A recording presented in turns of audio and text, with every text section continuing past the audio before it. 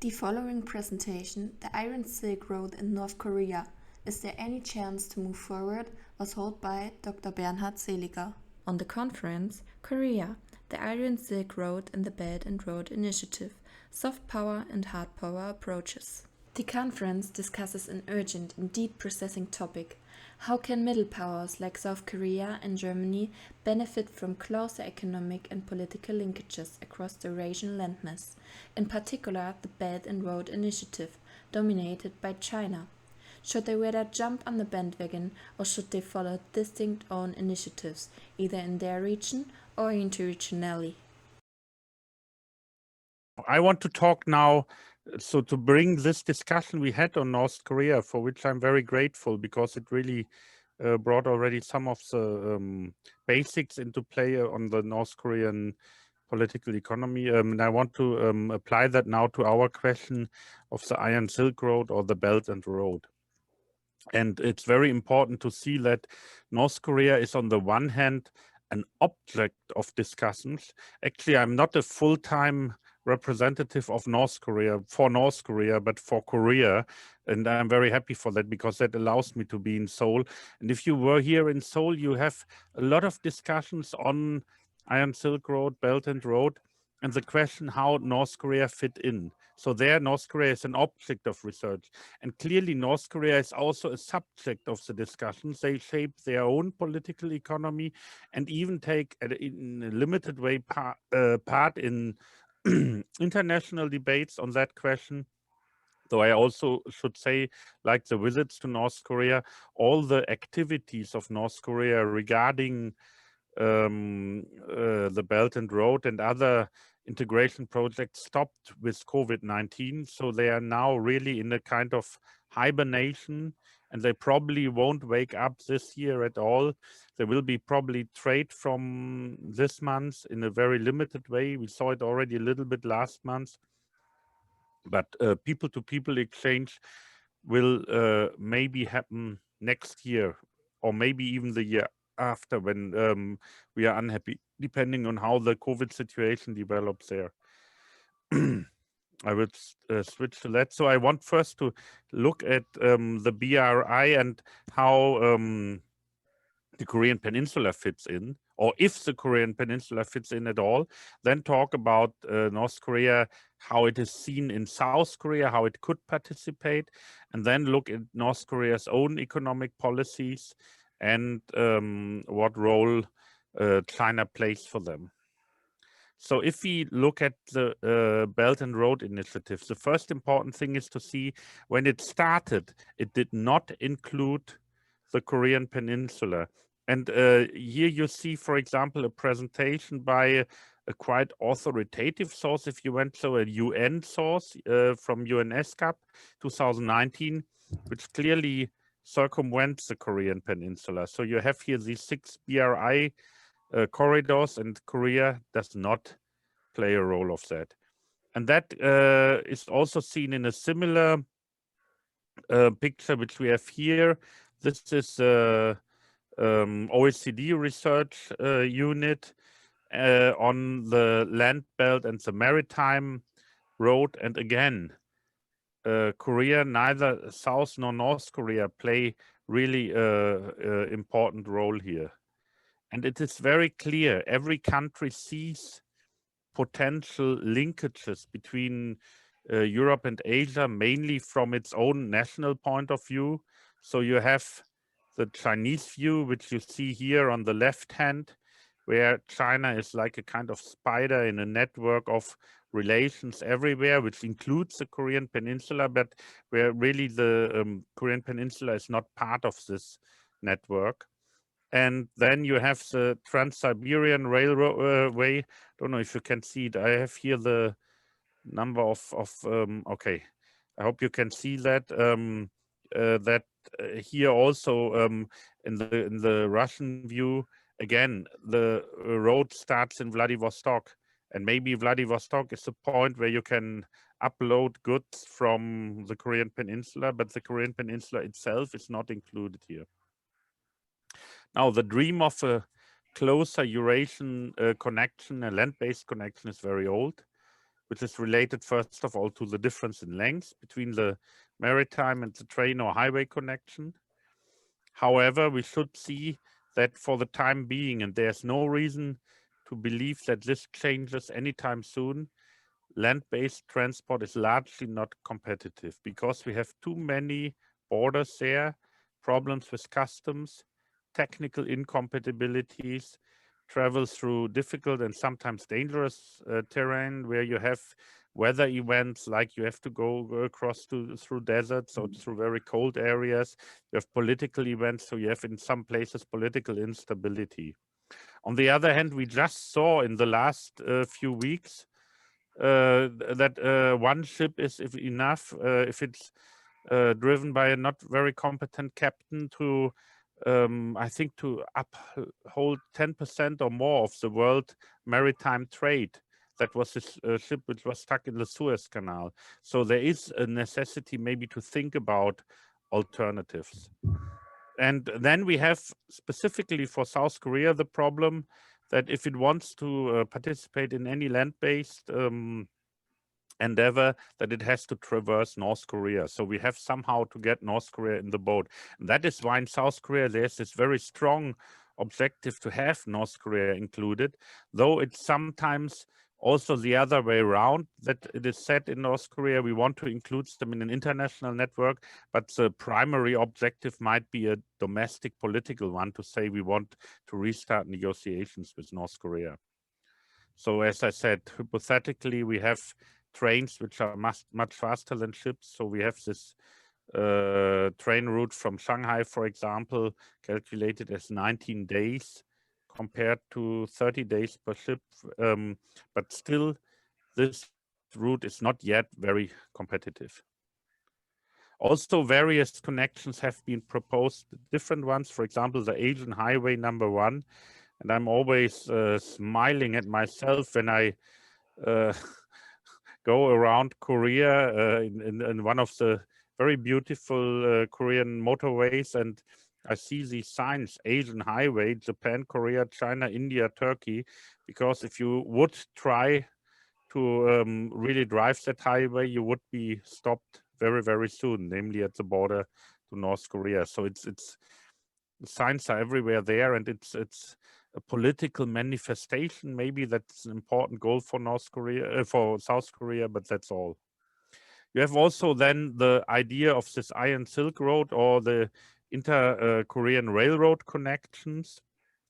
And indeed, for some time, we had something like a working railroad connection. I don't know if you see my cursor here, in the southern part, namely in the Kaesong area, but the exactly working railroad was only a few kilometers long, bringing goods in and out of the Kaesong industrial complex here. But there has been a study last in 2018 when actually railroad officials were driving around various parts of the North Korean railroad from both sides of Korea, which was quite something and impressive for Koreans, and looked at how railroads could be reconnected. And finally, we have also other projects which are not exactly like the Iron Silk Road, but which are similar large infrastructure projects. For example, this idea of a Russian inter-Korean gas pipeline project. And we shouldn't forget that the Belt and Road also is not only about maritime route and a railway route, but also about various forms of infrastructure. And it's quite interesting to see that in Korea, this topic all the time pops up. It was first proposed in around 2008 or 10. And then it came up again and again, 2012, and latest in 2018. Trans-Korea Pipeline Project reappears, but challenges remain. But it's always basically a project which never takes off. And there are some reasons for this, or some problems. If we look at the projects which are necessary, generally infrastructure projects, transparency is not very clear. There's a large upfront investment, or there are large sunk costs. That is, before such a pipeline works, you have to put in a large amount of investment. And there's a unfortunately, a pivotal role of North Korea. That is, if North Korea closes the gas pipeline, it will not work. So they are in a position where they can really use this pipeline to exert payments, large payments, or to disrupt this pipeline business. And it would maybe work if we have very long-term and constant payments to North Korea. But even then, as we saw in many other projects, including the Kaesong complex and including all the inter-Korean agreements, when North Korea doesn't like something, they simply shut it down. And that makes a project like this really unsustainable in the moment. Now, North Korea, as I said, they're in a way also a subject of the BRI, though there's really only there was one moment when they expressly said they would like to participate, and that was when there was this Belt and Road Forum held in 2019 in Beijing, and when North Koreans were invited and actually went there. Nothing was decided, but that was the only time when they not only reported in their country about it, but also reported positively and said that they want to be part of this initiative. Now, I think, stop to talk about the North Korean economy. We did that before. We should see that we had some quite successful trade development from the year 2000 to 2015 or 16. And then in various waves, we had a drastic fall of trade again. And here you see only the data until 2018, but the real fall comes then in 2020, when North Korea in January closed the border, so that we have now trade which is almost close to zero, really. We had now last month $13 million of imports from China. The month before it was a few $1,000 only, so it was practically zero for a country of 25 million people. And here it's only the China DPRK merchandise trade, but that doesn't matter because that almost comprises all the trade. We have 90 to 95% of trade now with China. And markets were growing, that had been said before. And then we have the special economic zones. And that's what I really want to look at, because here we have points where we could say special economic zones might be those starting points of a reintegration of North Korea into world trade, according to what is envisaged, especially by the Belt and Road Initiative. And we look mainly at one zone, and that is the Eurasian zone, because that is the zone which is less politically driven than the other zones, especially Kaesong and Kumgangsan. The zones with Korea were very much politically driven. And the Eurasian zone also is one which really exhibits some very important economic advantage. Namely, they have an important harbor there in a place where China has no harbor, and with a hinterland of 80 million people living in Manchuria in China, with an enormous industry also. But before, and here we come again to the discussion we had already a little bit, the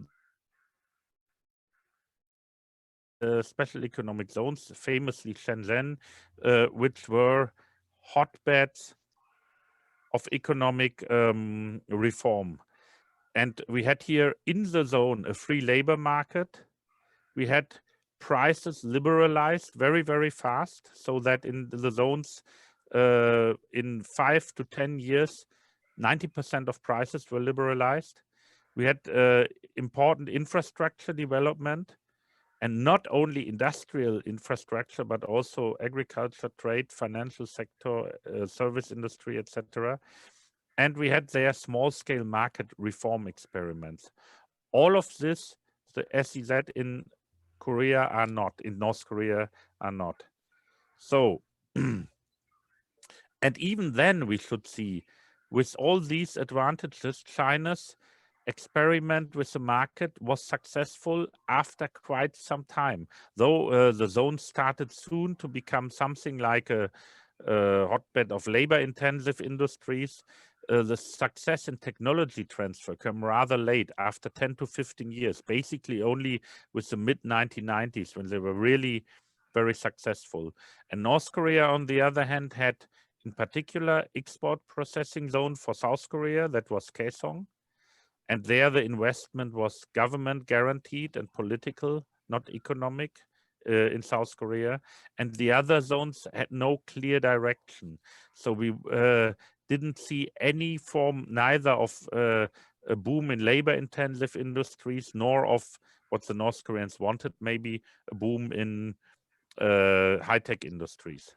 Now we should see, we have now together with these special economic zones, also a number of economic development zones, and they are partly technology zones, partly agricultural zones, tourism zones, etc. They have different focus.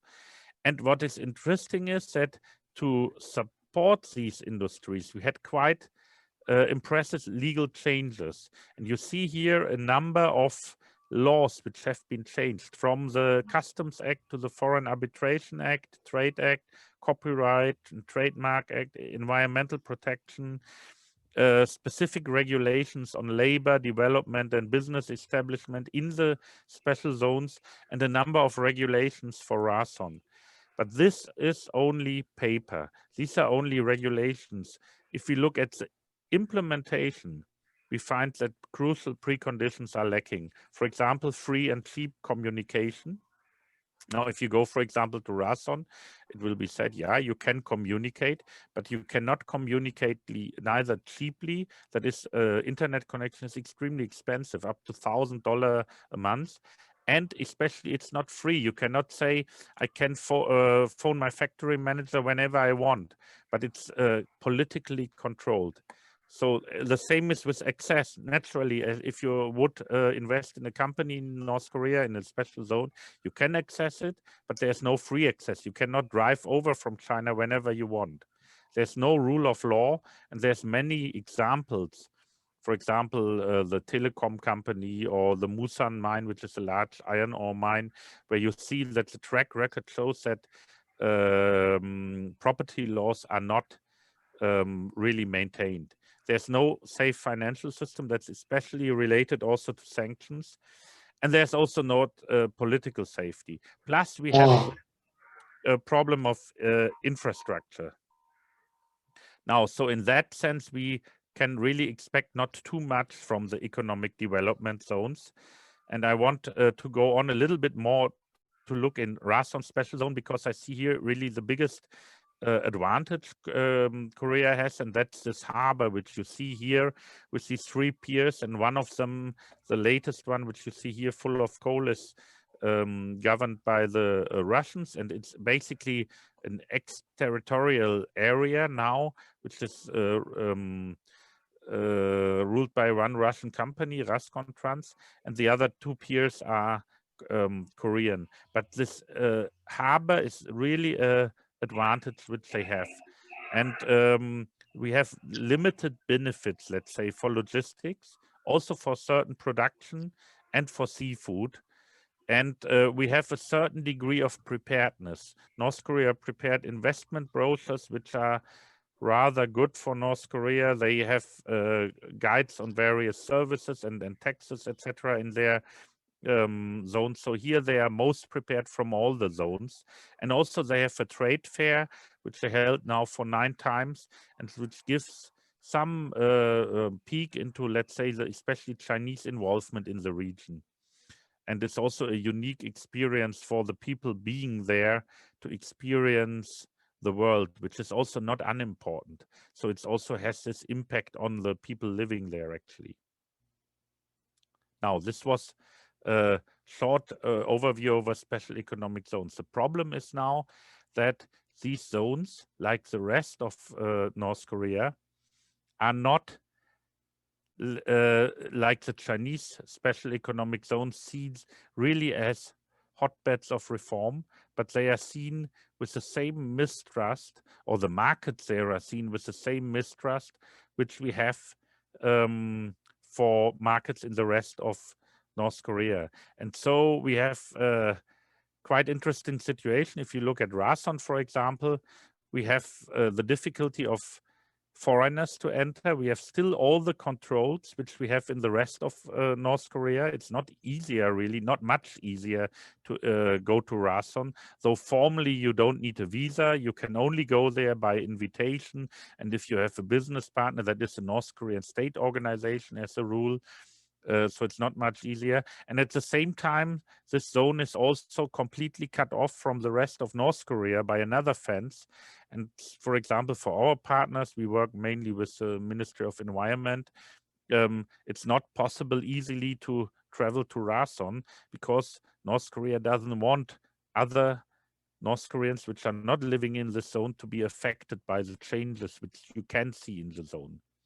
So it's very, very difficult to see how these zones could develop as successful as the zones we have, for example, we had in China. And so the current situation is this, that we see that we have a growing dependence on China, and actually, ironically, the sanctions helped with that, though the sanctions were officially there somehow to be an incentive for North Korea to open up, but the contrary really happened, namely North Korea isolated more and leaned more and more on China. And also the coronavirus helped for that again. Though North Korea also closed its borders to China, China is now really the only place which has still some relation to North Korea, and even Russia, which shares the border with North Korea, not a very long one, is much more isolated now. I don't know if you hear later something from our Russian friends about that, but we had this incident when Russian diplomats wanted to leave the country, and basically they had to leave there on a rail cart, which they had to push themselves over the river because North Korea didn't allow them to go in a real railway. So we have this dependence on China, or we have the complete isolation. Complete isolation is not possible because though North Korea might not be interested in reform, North Korea has no way to survive completely without China. So my prediction is also that trade with China will soon restart. They build now big warehouses where they can house goods from China, which are then disinfected or left there for a few weeks because the North Koreans seem to be very, very scared that the coronavirus enters the country via goods, which is medically not very likely, but that's what they are fearing. And the political exchange, however, or exchange of people will be left out. So to come to a conclusion, we have to see from an economic geography point of view, North Korea can benefit from being an endpoint of the new Silk Road, of the BRI, and actually also the BRI can benefit of having North Korea there. As I said, we have the Manchurian region with big car production, for example, in Changchun, and they could use the Rason harbor to export cars from there. And clearly we have the trade with coal, which is going on with China, at least in the times when there are no sanctions. And special economic zones could then become these trial areas for economic reform. But we always have to wait up, or the North Koreans will wait with the political economy aspects, namely that the inflow of goods will bring invariably also an inflow of new ideas and desires. And we see that's why the existing zones, and that's basically only Rason, because the other three, Kumgangsan, Kaesong, and Wangumpyo, are not really functional. There are not many North Koreans in any interaction with foreigners. So it's really about Rason, that Rason is fenced doubly off, once against the outside and also against the inside. And then there's this this idea that the control in the SEZ is really difficult. even small zones can be very poisonous for the whole country. And North Korea has to fear that more opening in Rason could also spill over to the rest of the country, because that is one difference which we have now with new technology, that isolation inside the country doesn't work so well anymore, what we might call a vertical isolation, because we have cell phones everywhere, and even the people of Rason, the functionaries of Rason, they are in much easier contact, let's say, with their counterparts in Pyongyang now and in other places, in Chongjin, for example, and therefore information is traveling much faster, which is good from an economic point of view or economic geography point of view, but problematic for from the political economy point of view, because it brings uncontrolled information into the country. And this control aspect is really that which we should focus on to understand